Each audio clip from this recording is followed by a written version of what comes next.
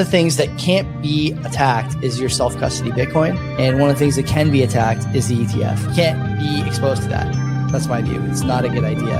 And by the way, that'll hit MSTR too. It'll probably hit other stuff as well. Friends and enemies, welcome back. Canadian Bitcoiners Podcast. Friends and enemies, welcome to the CBP. Want to be better informed? Listen to Len and Joey. Spots is taken care of right off the top. Bull, Bitcoin, and easy DNS. The media is feeding the slop. It doesn't matter what topics discussed. Quality entertainment and information you can trust. That's being planned or at least discussed. You know, we're not going to allow people to buy entertainment and information you can trust. Send the guy some value, boost them with some stats. Bitcoin is a scarcity asset. I mean, it's just a fact. Geopolitical, national, down to the local clown. Friends and enemies, welcome to yet another edition of the Mighty CBP. I'm not sure if this is going live or not. I got an error when I said it. Either way, it's going to be a recording. You're going to get it later on. This is what happens when you send in the B team to do the job. And plus, I'm using a backup computer. My main computer, unfortunately, didn't work it with my mic and my camera, so just an extreme mess on my end. But hey, you know what? Busy times, and I just don't have time to fix it. Either way, Tuan coming in just a few minutes. We'll be talking about home heating, and at the same time of home heating, you could do some Bitcoin mining. Check that out. That's going to be pretty damn cool. But before we go any further, I want to bring in, or at least talk about, the sponsors of today's show. We have 3 different sponsors, one being 256 Heat. We'll talk about that in a minute. Easy DNS. We've been a customer of them for a long time, very long time. We're a customer. You should be a customer too, right? Like if you're looking to register a domain name, they got you covered. If you're looking for DNS hosting services, they're fast, they're secure. If you're thinking of starting up a website or an email server, these are the guys that talk to. They've been in this game for decades, and this is plural. They've been doing this for quite some time. And if you're looking also to set up a virtual private server, if you want to screw out a few things, a few web applications, they do have that option as well for you. So they offer that. They're not going to rug you. Why? If you listen to Mark, you'll understand what he's all about. They're virtually unruggable. And you can pay with your Bitcoin. That's another cool thing. They accept your Bitcoin if you want to use that as a medium of exchange. They're so confident with their product that, in fact, if you're not happy with what they're offering you, they'll give you 100% money back guarantee. Nobody else is doing that. They're doing that because they know that they're offering good services. So check them out. If you use our promo code CBP Media, 50% will be taken off your initial purchase. You might as well make that first buy huge, massive, gigantic. That's Easy DNS. Check them out, easydns.com. Second sponsor is Bull Bitcoin. You're going to buy Bitcoin. You're going to sell Bitcoin. These are the guys you want to talk to. I talk about them in a good light because them being non-custodial now, you could do limit orders. You could do a lot of different options. But the non-custodial part, let's look at that, especially for new people in this space. They're thinking, I'm going to buy Bitcoin, and I'm going to let somebody else hold on to that Bitcoin. This is what you don't want to do. This sets you up to eventually get rugged. Look at stuff like Quadriga, Einstein. There's a number of different, BlockFi, so many different options out there that you could use as an example. You can't get rugged like that with Bull Bitcoin because when you make your purchase, you can't facilitate the buy until you provide an address. Without providing the address, you can't make the buy. Now, it could be a fake address. If you want to burn your Bitcoin, you could do that, but you got to provide an address in order for it to work. You want to pay your bills with your Bitcoin? Bull Bitcoin will let you do that. Check them out. If you use our promo code, it's down below. By doing that and signing up, a little bit will be taken off all your buys forever. Your buys and sells, so it's going to be a little bit cheaper. So you might as well use our code to make a few buys and sells. Check them out, and they're available in Canada, Mexico, Western Europe, a bunch of places. But I think you're in Canada. If you are, Bull Bitcoin, they're the ones to talk to. And last but not least, I'm going to let Tuan talk about this one, and it's 256 Heat. Tuan, how are you, buddy? Doing well, man. Nice to be with you. Thanks for having me on. A pleasure to bring you back on once again. I just want to say that 256 is a sponsor of the Mighty CBP, and we're so happy with you coming on board with us. And not just that, the people that have purchased units from you are very happy. But maybe you could give just a brief rundown. What is 256 Heat? Because then that way people understand why it is you're sponsoring us, what they could get from you. Just a quick overview, and we could dive deep into that later on in the show.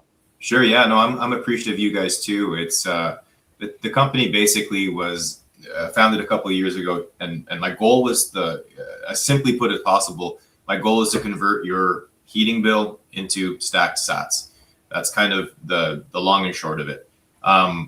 There's so many different ways to do that, and I guess we'll go into that more during our conversation. But the idea is acquiring Bitcoin at a budget neutral, on a monthly basis, a budget neutral way.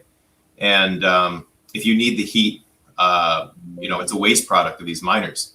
So my focus has been trying to figure out the best practices or the best methods for using the heat, utilizing that heat for so many applications. Heating the home is one, but there's so many others we can talk about. And then squeezing as much Bitcoin out of that electric bill as possible. So, sub 2-year ROI. These are the kinds of things that I target when I build these systems. Each system is kind of like a bespoke hash rate heater.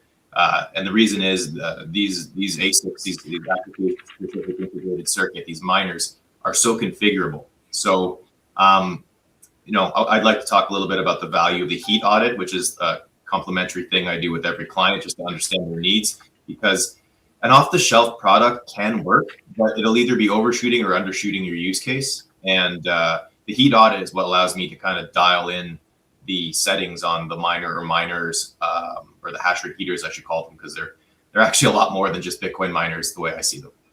So the heat audit, do you do any checking to see how cold a particular area of the home is compared to others, or like what's involved in the whole heat audit process?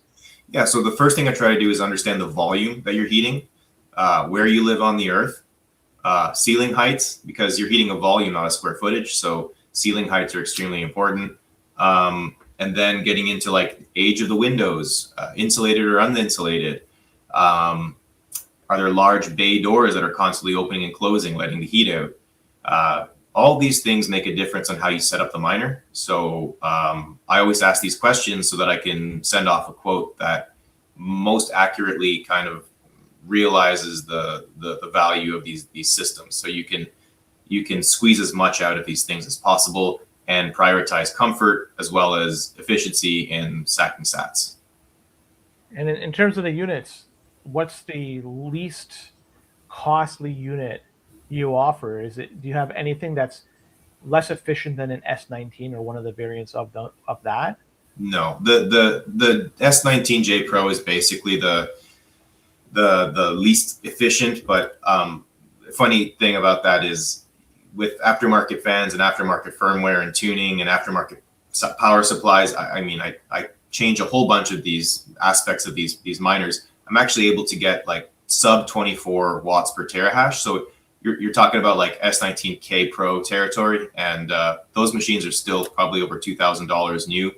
I think you can get them used for around $1,500-$1,600, but there's incredible value there because they're not just Bitcoin miners. These things are hash rate heaters, thermostat controlled, extremely quiet. I've had a recent innovation with that 120 volt hash rate heater I'm referring to, where I've changed the enclosure for them, and it's made it even quieter, so sub 50 decibels. So you're talking about as loud as a dishwasher, and easy to install, wall mountable, which is something I've always had a problem with like, so these units are supposed to replace electric heaters, space heaters. So I always thought space heaters had a critical design flaw in that they're freestanding units, and you never want to have a cable on a high wattage unit traversing a floor that could be, it just seemed like a bad idea. So going forward, or actually for a while now, I've had all my units wall mountable, and this latest unit that's enclosed in like basically a very slim cabinet is nice because it's very shippable now. That was one of the issues I was having, relying on a lot of 3D printed parts. Turns out not to be the best idea. So it's great if you don't have to ship it like across a border or across the country. But there are some challenges with that. So I've had to innovate a way around it. But just to answer your question kind of more succinctly, the 120 volt unit is like a 1350, 1400 watt unit, produces about 55 terahash at about 23.5 joules per terahash, or 23.5 watts per terahash. So Even right now with the price where it is, you're about $100 a month in revenue. And it costs about that, maybe 110 a month to run it. And that's based on an 11.5 cent per kilowatt hour price in Ontario. I just got my bill for November. I think it was 11.8 cents per kilowatt hour. So all over Canada, though, except for a few provinces, but the main, like the larger provinces, Alberta, Saskatchewan, Manitoba, Ontario, and especially Quebec, it's really a no-brainer because these things are either giving you free heat or they're paying you to run them. In the worst case, you're getting 90% of your heating expenses subsidized in Bitcoin. So, yeah, I think it makes a lot of sense. And for people that have the tiered pricing for electricity, we have that here in Ontario. I'm not sure about other parts of the country, but at least let's focus on Ontario. Are you able then to throttle up and throttle down these units so that you're taking advantage of when energy is cheapest? So you're maximizing how much energy, how much watts are being consumed by the unit, and you're lowering the amount of watts that's being consumed when energy is more efficient. Sorry, when it's more costly. Like, do you have that? Do people have that flexibility to do that? So on the 240 volt systems, yes. What I did with the space heater is I tried to make it as efficient as possible. So I tuned to maximum efficiency, maximum wattage, maximum hash rate, and lowest sound. So there's kind of like if you look at all these things as curves, there's kind of a crossover around 1400 watts. Now the 240 volt systems that are best, exhausted into the air return of the furnace, those ones are highly configurable in terms of you can specify all kinds of different parameters to make sure you're utilizing the best hash rate or wattage at the best time. But just to get back to you said tiered is kind of like the fixed cost. So you're basically just paying one cost. There's no different pricing for different times a day. Then you have time of use, which you have 3 different costs. And then you have the one that I recommend is ultra low overnight. This is the one I recommend if you have like a natural gas or some sort of, like, most furnaces by code now are natural gas. So the idea is you just curtail Monday to Friday, 4 p.m. to 9 p.m. And by doing that, I think right now it's like 27% more profitable. So what happens is your Bitcoin miner becomes your primary heater, your furnace becomes your secondary heater. And the nice thing about that is, well, A, you can rely on it when electricity is expensive, but B, if your internet goes out or if there's a problem with the miner, you don't freeze. So I've been setting up a few of those systems lately in Ontario, and they work so well, especially with that. They just raised it from 2.8 cents, I think, to 3.1 cent per kilowatt hour from 11 p.m. till 7 a.m. But I turn my units on at 9 because it's still profitable at 9 p.m. I think it's more like, I forget the exact number, 11 or 12 cents a kilowatt hour Canadian. But the Ultra, it's so cheap. It's almost like as close to being free as possible. Yeah, we're like Paraguay pricing. It's ridiculous. But just for a few, what is it, for 6 hours, 5 hours in total? What's the?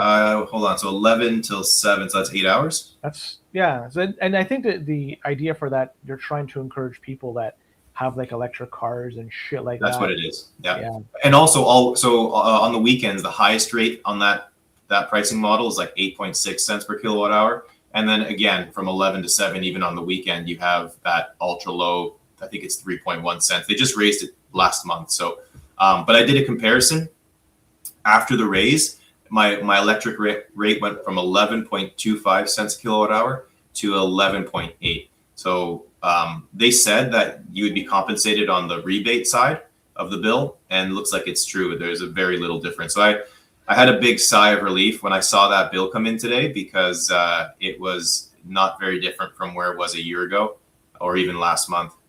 So still a valid use case here. I want to talk about this recent revelation or this change you have with the closures. You've changed them to make them even more quiet. They're now 50 decibels. Before, what was the sound? Like, how loud were the units before you made this change? So they were 51. Quiet. There were 51 decibels. But here's the thing. It's like the Richter scale. It's exponential. Yeah. So the difference between 47 or 49 and 51 is pretty noticeable. So it doesn't seem like a huge jump, but it's the difference between having it in the living room and having it kind of in the basement or in the garage. Now it's far more acceptable. Like I can have it beside my TV and it doesn't affect my viewing experience or my listening experience. I could even share. I have some images I just snapped of the first prototype, and then one's shipping out tomorrow to a CPP viewer in Saskatchewan. So thank you. I'm not going to say your name, but thank you for buying the first one off the. Thank you, Saskatchewan person. Yes, thank you, Saskatchewan person. Yeah, you mind if I share? Yeah, go right ahead. Yeah, it shouldn't take too long. Just a question: are you doing the design and you're looking at the sound waves? Are you going to the point like like I understand how they do it when they tune the sounds for cars and mufflers? They try to figure out this frequency. Are you doing all that shit with you? Are you going to that level?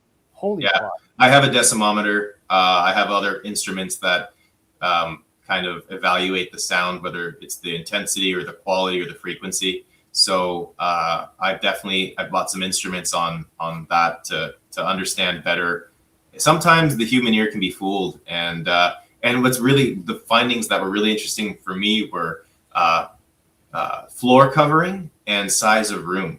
So the difference between a carpeted room and like a tiled room is huge. It's like 2 decibels for the same system. The difference between a large room and a small room, it's about 2 decibels as well. So if you have it in like a 300 square foot garage, it's going to be a little louder than if you have it in like a carpeted 600 square foot living area, like kitchen, living, dining kind of thing. So that's been an interesting kind of discovery through testing. Are you able to see the screen, or is it showing yet? I'll bring it up. Okay. So here, kind of, excuse the mess. This is kind of like my staging area, but this is the concept, and the idea is this cover plate just goes on. I figured out a way to have like a 1/4 inch bolts coming through the back on this one. This is kind of like the finished one. This was the first prototype. What's nice about it is how it goes on. It's basically just French. This is a French cleat, and it has pre-drilled holes 16 inches center to center. So essentially, you just mount that French cleat on where you're lowest, where you want the bottom of it to terminate, and then you just put the thing on and shoot 2 screws into the studs that's already pre-drilled. It's already lined up.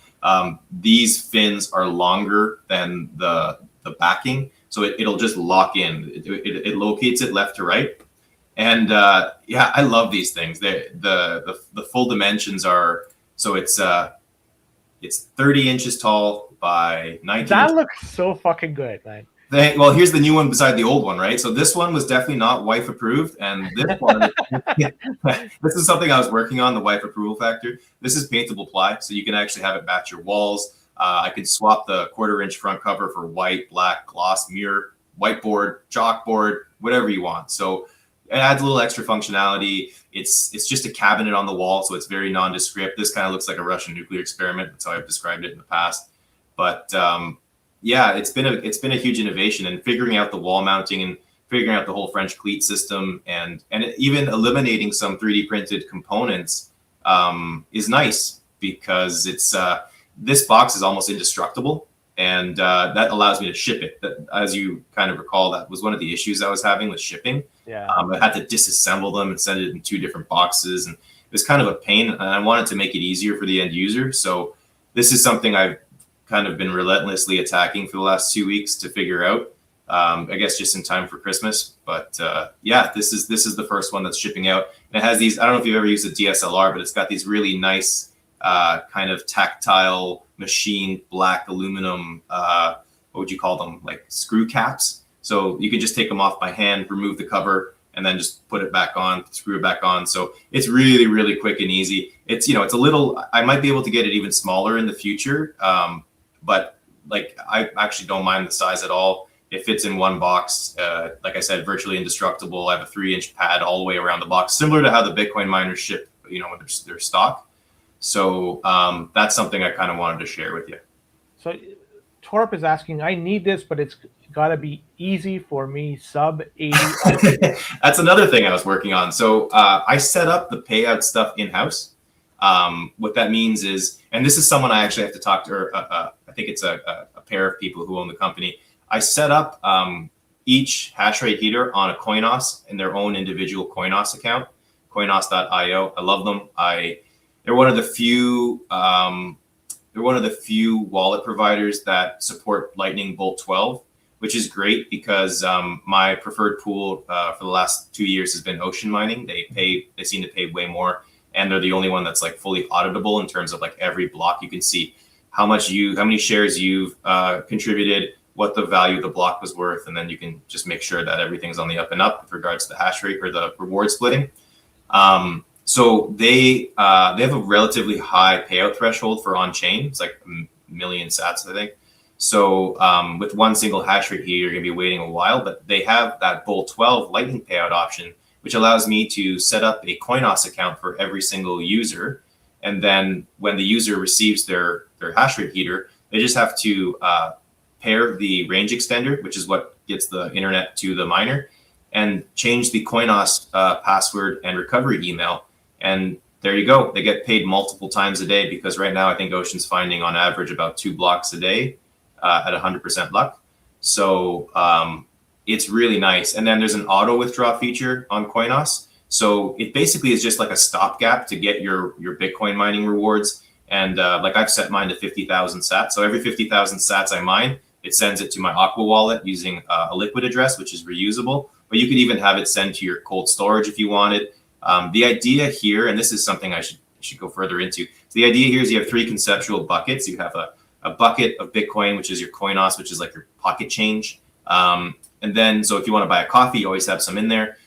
And then if you want to buy like a couch or something, you can use your Aqua wallet, which, I consider that like your billfold.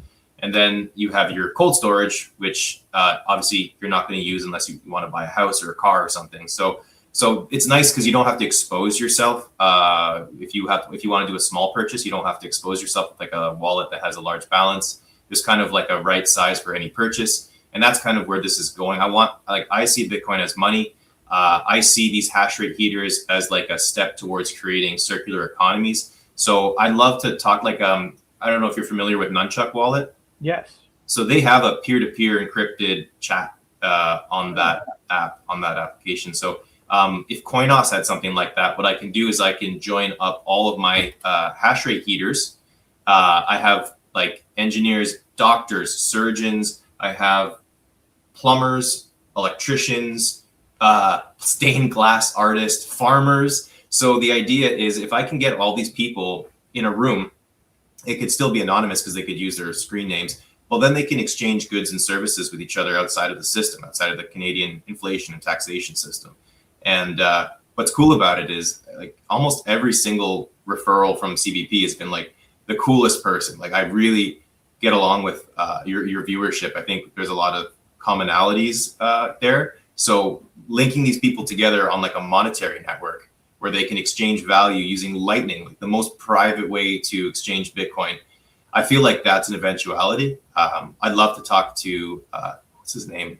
There's 2 owners that you had them on the pod, right? Joey did some time ago. Yes.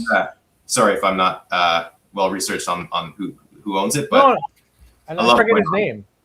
And the fact that you're talking about that encrypted chat feature that you'd like to have implemented, maybe Joey could talk to the people over there and get them to have it done. I love that. Like every single one. Nunchuck, why not Coinos, right? Yeah, like my systems all come with that set up by default. So if there's a monetary and social network layer on top of it, and these people are all earning disposable income passively with their heaters, then you can create these like robust communities of like-minded people using the best money in the world privately, anonymously. That's like kind of the end goal. I think about a year ago I talked about it with Indigenous communities, but I see even more like having that commonality in worldview and understanding of Bitcoin. I think that is the right way to do it. It's that way you're kind of, it's like it's a pull rather than a push, right? You're not forcing this onto people. They're volunteering to engage in commerce with people across the internet or even locally. I've had a lot more local work lately, including some bigger jobs, like in Ottawa and all over Southern Ontario.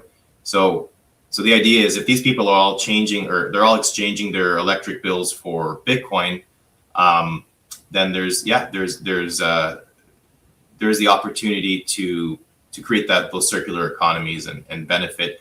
even if Bitcoin goes nowhere, you're looking at a huge benefit just on the sales tax and the taxation side. So and again, using like Coinos they support every kind of Bitcoin eCash, Cashew, Bolt 12, Bolt 11, SegWit, Taproot. There's probably a Liquid, anyway, and it's all done like in the back end. So I've been a huge fan of that, and that's another kind of recent addition where I set it all up in house. On day one, they plug it in, and even like when I'm testing the miners in house, it's all going to that address. So they'll start to see sats rolling in before they actually have the physical product, which is something that's kind of cool. Now, just to go back, somebody wants to get in contact with you and they want to order a piece. Like, what's the process? Like, how do they start this whole thing? Because, people want to get these units, but they're just wondering what's the wait in order to start getting them, or does it even work for them? Like, what is the whole process for? It's a really good question. I've had so many viewers, CBP viewers, ask, like, I went on your website, but I don't see the thing there to purchase. And it's because that hash rate heat audit is so important to the process, because you can configure these miners in so many different ways. So understanding your needs and then right sizing the solution for it, I think, is invaluable. And to answer your question again more directly, my website has a contact us page, and that's the best way to do it. I'll set up like a half an hour quick little call where I can, or even I've even done it with people who have hearing impairments. I've set up just emailing back and forth to understand the requirements. But that's the best way to do it, and that's how I can understand your needs and then design a system. Like there's exhaust attachments you can use. So let's say you have a square space, you might not need an external adjustable elbow exhaust. But if you have like a long, narrow hallway with the plug at the end of the hallway, then you're going to want to be able to throw that heat as far from the miner as possible, so you're covering as much square footage with the heating. So again, and then the other thing is use cases. Like, holy moly, you guys are amazing with the use cases. I get so many cool requests. Like, so landlords, they have a rental, they own a rental income property where the upstairs neighbors are too hot, the downstairs the tenants are too cold, and then the owner brings me in. I create hash rate heating systems per floor. The owner collects the Bitcoin. The tenants just feel the heat. They're happy, paying their heating bill. And then there's the other side of that, where I just today I talked to someone who has their heating bill or their electric bill included in their rent, because it's like a single family home subdivided into 3 different rental units, so they only have one bill, 1 meter. So again, he can print money on his landlord, and it's not like he's doing it in a, what would you call it, mischievous or devious way. In many cases, electric heat's already the standard, so it's not like the owner's costs will be any different. So there's all these interesting use cases that are cropping up from you guys, like calling me in or messaging me, texting me, or emailing me about, hey, I this is my circumstance. Is there something that works for me? And I really enjoy. That's like one of the best parts of this job, like discovering use cases, like greenhouses and firewood drum. Like, there's just so many, and I'm finding new ones every day. So keep talking to me about this stuff, because then I get ideas about ways to optimize the machines for that use case. And now you have a bespoke one-off product that best suits your needs by converting that electric bill into stacked sats. So who is the most the user that's probably going to benefit this the most? It's just somebody with a cold spot in their home, or if they have a garage they want to heat or something like that. Is this really the ideal person to get one of these units? Well, the most beneficial, I think, is like the landlord who has a duplex and they need to heat the whole thing. There's almost always a locked utility room where you can house the miners and then utilize the existing infrastructure to disperse the heat. These things are quieter than the actual furnace fan. Like when the furnace is duty cycling, it's actually quieter than that. So you would never know that your home is heated by Bitcoin miners, and I think that's an important aspect of this to mention. So you said you were dealing with somebody in Saskatchewan, that Saskatchewan person. By the way, there's going to be no Saskatchewan versus Manitoba in the near future, so don't worry about that. No, but in terms of like shipping them out, you said you had some issues previously with shipping. Yes. But now the way you've designed this unit, it may have overcome those. So are you able now to start shipping units outside of Ontario, or outside Southern Ontario, where you are located presently?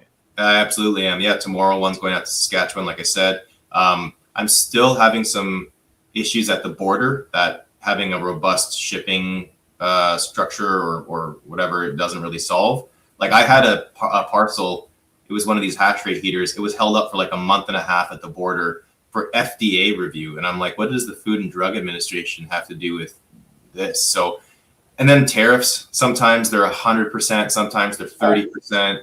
Like I just talked to a client today who got a cold card. I didn't realize they were made in Canada because he said he got an $80 tariff bill on a $250 cold card.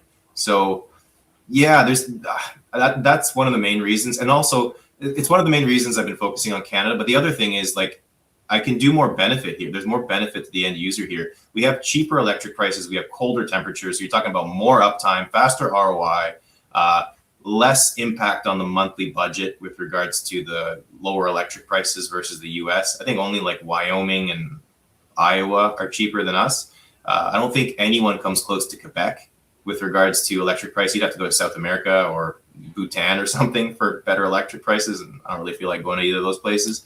So yeah, and they don't need the heat in those places either. Yeah. So and then the other use case that I want to mention is even if you have expensive electricity, if you don't have a cheap alternative fuel source, like if you're in the mountains and you're on propane, usually the mountains won't have like a natural gas infrastructure. So if you're on like propane or diesel, you're still spending like $500 a month to heat like a single family home.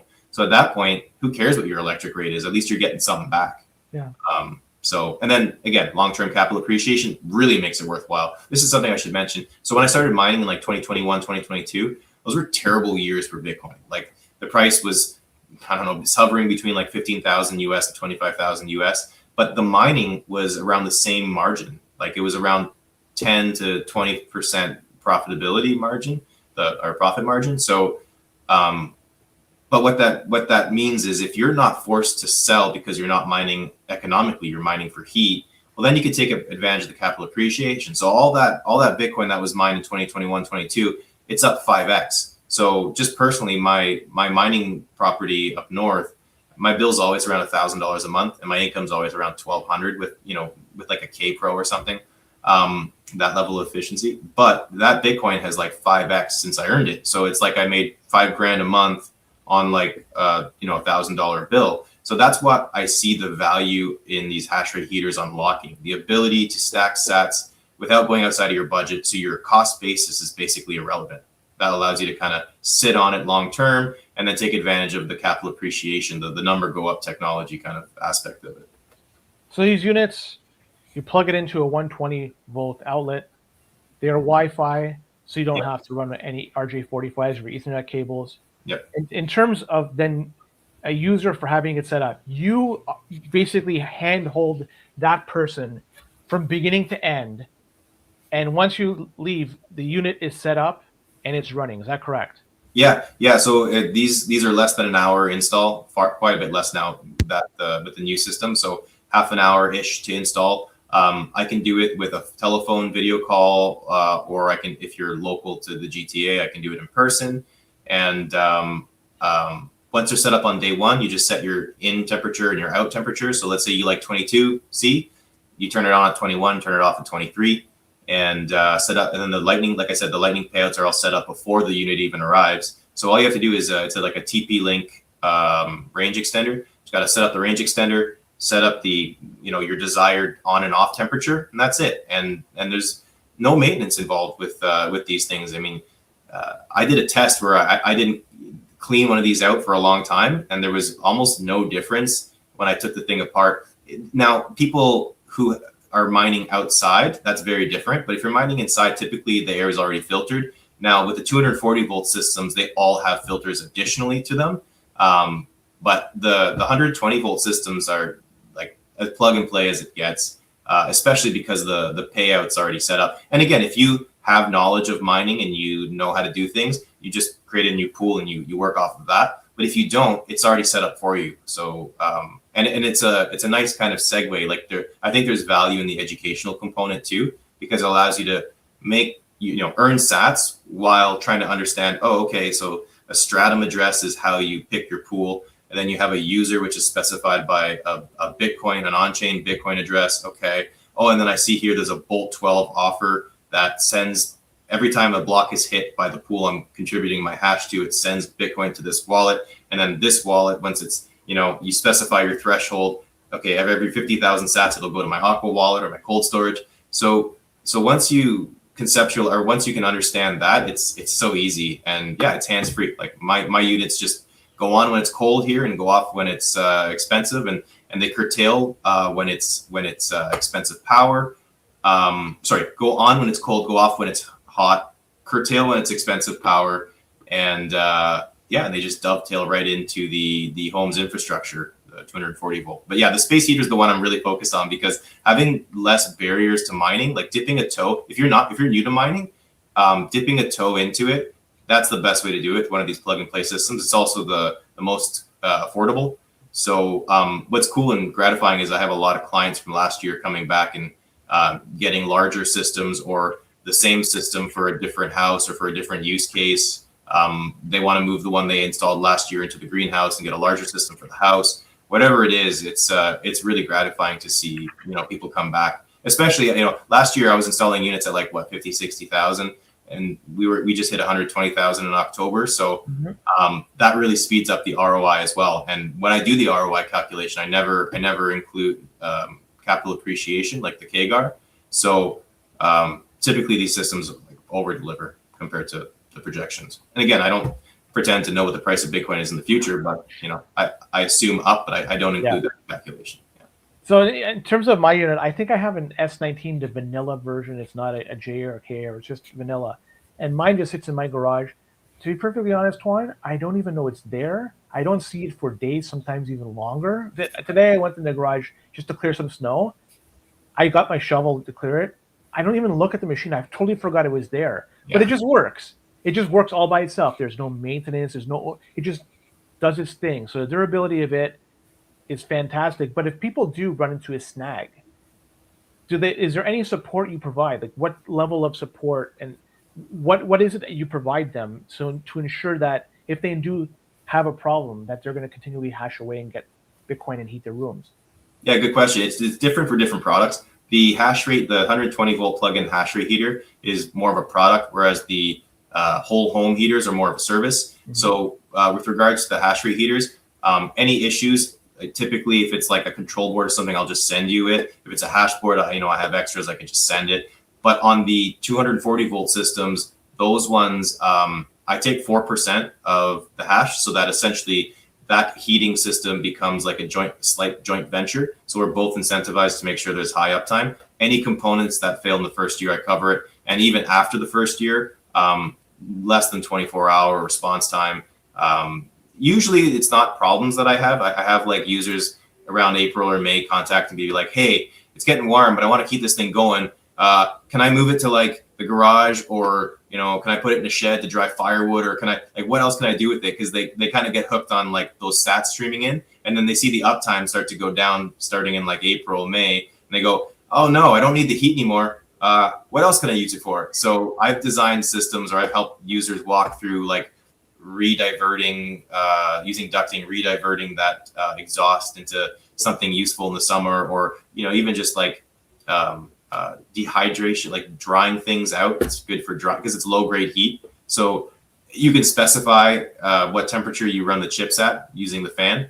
So if you just need some like 30 degrees Celsius low grade heat to dry something out, that's another way you can set up the miner to optimize for humidity. You can optimize for anything. You can optimize for temperature, humidity, efficiency, noise, maximum income. They're so configurable, and that's again goes back to the value of the heat audit. What's the most off the wall idea somebody's asked you to do with one of these? Oh, I've had some crazy ones. Well, like I've had ones that I really wanted to get involved with, but it just didn't make sense. But maybe there's a way in the future. Like sauna is one that I keep on getting questions I about. was going to ask you that too. Yes. Yeah. So the issue, and this is something I discovered like in my first prototype. My first prototype system was a dual duct route system where you basically had like a Y pipe on the exhaust, and then you had adjustable or mechanical dampers that would open and close depending on, okay, so one goes outside of the house, one goes in the house. If it's too cold, the outside house damper closes, the inside of the house damper opens. But the issue with that is back pressure. And that's the same issue with the sauna concept. If you have a closed system, like air is being drawn from inside of the house, being pushed through the miner, and then also being deposited inside of the house, that's fine. There's no back pressure. But as soon as you try to pull air from inside of the house and shoot it outside of the house, I needed to add an additional fan. It ran less efficiently. I had to increase the fan speed so it was noisier. So I had to I had to do so many redesigns because I'm with these experiments, I find better ways to do things. And I'm always kind of obsessed with, finding the best practices for these hash rate heaters. And then again, like every unit has different, like the difference between an S19, S19J Pro, S19K Pro, S19 XP, they're all very different. They have different numbers of chips. Some require more air, some require less. Some are better suited for hash rate heating. Others are more better suited for economic mining. So it really kind of depends on the needs. But like that sauna one is a request I keep getting, and I'm just like, I just don't. You'd have to go to immersion or something at that point because back pressure is a killer, and having a system that's not in like a closed loop or like not, if you're taking air from one what would you call it, enclosure, and you're kind of pushing it outside or into a different enclosure, you're always going to have that issue. So and I only deal with forced air applications just because they are far less expensive than a immersion mining system. Like unless you're trying to spend $10,000 or more, then you don't want air. But if you have 20 grand to spend, then yeah, immersion systems are great, but they require a shit ton of infrastructure.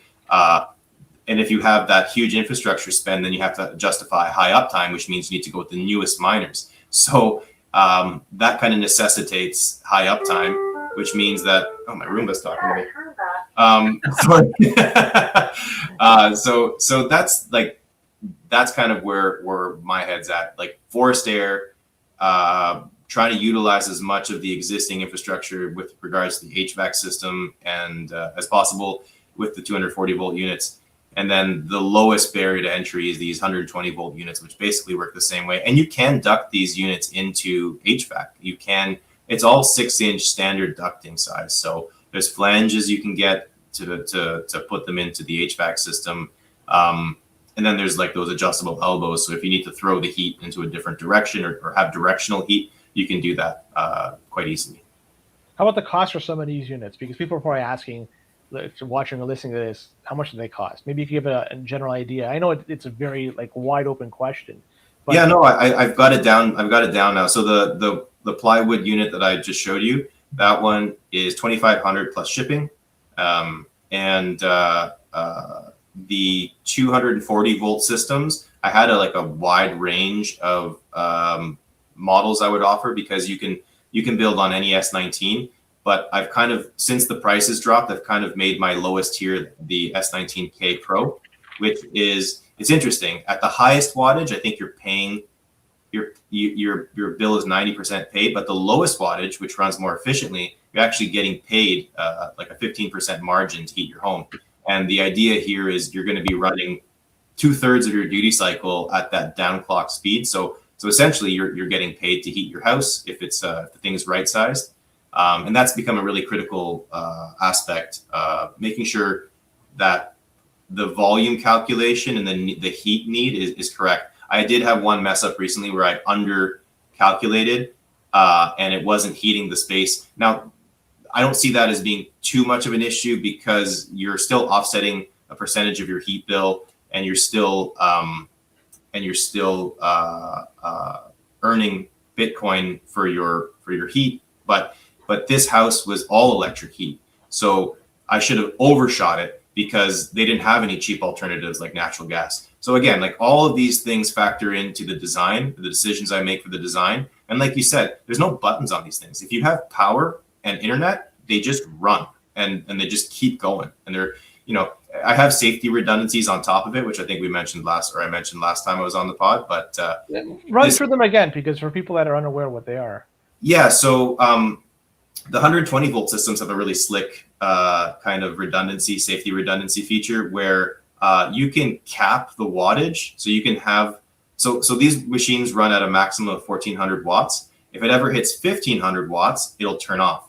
And the idea here is if your fan dies, the first thing you notice is your wattage starts to climb with your chip temperatures. So there's already in the firmware safety mechanisms for you specify a dangerous chip temperature, which I put much lower than the default. So if the chips ever heat up too much, they'll just turn themselves off. But the other thing is if the fan dies and the chips are heating up, there'll be an increased wattage pull because the machines are going to run, or the chips or the hash boards are going to run less efficiently, and that will trigger the outlet to shut the machine off. So there's all these things that I do to make sure that I can sleep at night, so I'm not worried about my clients. And again, they're just computers. Like there's no like additional insurance aspects to it or anything.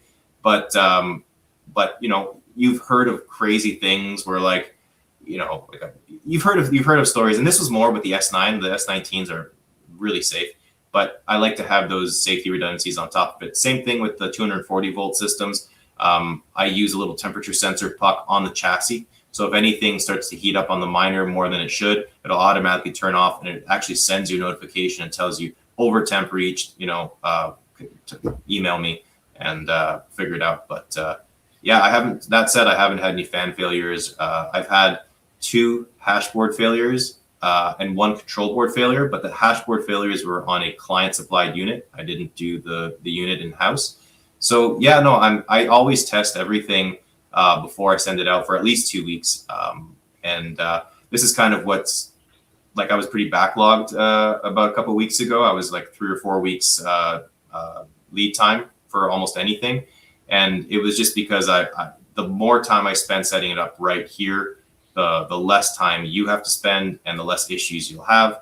I stand behind these systems, and I've had a bunch of really good feedback from clients recently. So it's been nice to see. How busy are you these days? Really busy. I'm still a couple weeks out. Now, luckily, the 120 volt systems they're like more scalable because they are so plug and play. But the 240 volt units require more consulting with regards to just making sure, like, if you're heating a small space, that's one thing. But if you're heating your whole home, it's really important you have the calculations correct. You have everything set up. They're so configurable. There's you can run one miner from 5,500 watts all the way down to 1,000 watts. So over 4,000 watts of range. So that's a big range in BTU output. So making that the right size, making sure it's close enough to the furnace so you're not introducing too much back pressure, making sure the electrical infrastructure is all up to par. These 240 volt systems typically require an outlet to be installed near the furnace. So there's an electrician that has to come in. Now, that said, even at my own house here, I just tee off of the oven. But it's not recommended. It's just something I'm doing here to make things easy. And I definitely include a little note for any install that requires 240 volts to consult an electrician. I list the exact type of outlet that's needed, and then the miner exists on its own circuit. That's the safest way to do it. What's on the horizon for you? On the horizon, so growing. I've been a one-man show for the last 2 years, and this year, largely because of the CBP, you guys' sponsorship, I've become so busy that I've actually had to hire. So I do have a partner. Oh. Yeah, I do have a partner. We're expanding the economy, right? Man, that's great. Bring in Canadian. Lowering the unemployment rate. You're welcome, Canada. Sorry, I didn't mean to interrupt. That's right. So I'm looking for installers and even a fabricator for the wood fabrication part, just to take some of that off my hands, because I need to focus on growing the business. And really my strength is R&D.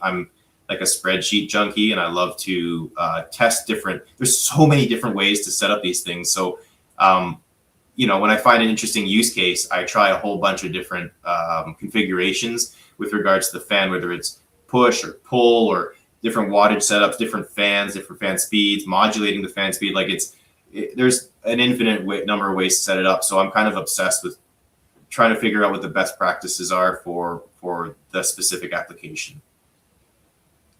Did I miss anything? Is there something you want to bring up before we have some notes here? I think we touched on. I want to make sure that you cover everything here. Yeah. Yeah. I do have one question. The people that you're looking to hire, just because in case there's anybody out there that may be interested, what type of skill sets are you looking for? You said a fabricator and an installer, so it looks like two different types of people you're looking for there. That's right. Yeah. So it would be like a cabinet maker's skill set for the wood fabrication, and then an installer would, the partner I have in the U.S. Shout out Clark. He actually started working with me because he was a client last year. Loved the system. We had a call scheduled to do the install, and when I picked up the phone to call him, he's like, yeah, I pretty much have it almost already set up, which was really cool for me because, it was intuitive enough for him to do it without any instruction. But that's what I'm looking like, autodidactic people who are Bitcoiners and hash rate heaters already and have, they want to offload their fiat job and onload some Bitcoin work. And, that's kind of the skill set I'm looking for. Local to the GTA, I've had a lot of work in the GTA. So mobile, local, it's something that I'm just starting to talk to people about now to see what the best fit is. But I can't be driving around everywhere in the winter doing these installs. Yeah. And shipping is fine, but your 70-year-old grandma is not going to set this up with a phone call. So she's buying mutual funds from a buddy. Yeah, she's set already. Don't worry. Yeah, that's it's funny. Yeah, so that's what I'm looking at. I'm looking at the best fit for those things, and just to help me kind of like I can't grow if I'm doing everything. So I'm at a point now where I'm ready to grow, and I'm ready to offload some of that responsibility onto capable people. So if you want, we could hook you up to somebody to bring somebody from India. We could get you some cheap labor like that, because a lot of people have been doing. You might as well do the same thing. That's right, the Tim Hortons model. It works, right? Let's copy pasta that and make it work for you too. Yeah, so. Their quality's gone way up. So yeah. Did I miss anything? Any other topic you want to talk about? I really think we covered all that and then some. I really appreciate your thoughtful questions and your support. It's been an awesome partnership. We're happy, man. Like I said, privately, like, you're a good guy, and I passed by your place not too long ago. It was nice to meet you in person. And it's a good product what you offer, and we don't tend to partner up with many companies out there. We're very selective. So we like what you offer, and you like our service. It's a match made in heaven. We're blowing each other right now, which is good. But, any final words before I sign off this podcast? And no, gratitude for you guys and your viewers. I've really enjoyed meeting a lot of your viewers for these local installs. It's amazing to see like-minded people. Sometimes you feel like you're in a bit of a bubble if you're a Bitcoiner, and building on that community aspect, getting all these people who are hash rate heating together in some sort of forum where they can exchange words and goods and services, I think is going to be the next thing I look at. Maybe that comes in the summer, maybe it's earlier, but that's kind of the future for me. If people need to reach you, how can they do that? 256heat.com, and I think the contact page is 256heat.com/contact. Best way to just send me a message, tell me a little bit about your situation, set up a call, and that's a great way for me to assess how viable hash rate heating is for you. Ladies and gentlemen, I hope you enjoyed this episode with Tuan. Tuan, I want to thank you for taking the time to come out and discuss home heating solutions and earning some sats at the same time. So appreciate you doing this. And that's it, Juan. Final words? That's it. Thanks to you and Len. Thanks to you, Len and Joey, for everything. And yeah, I hope to be on again soon. Anytime you want, brother. With that, take care. We'll be back at this on Monday. See ya.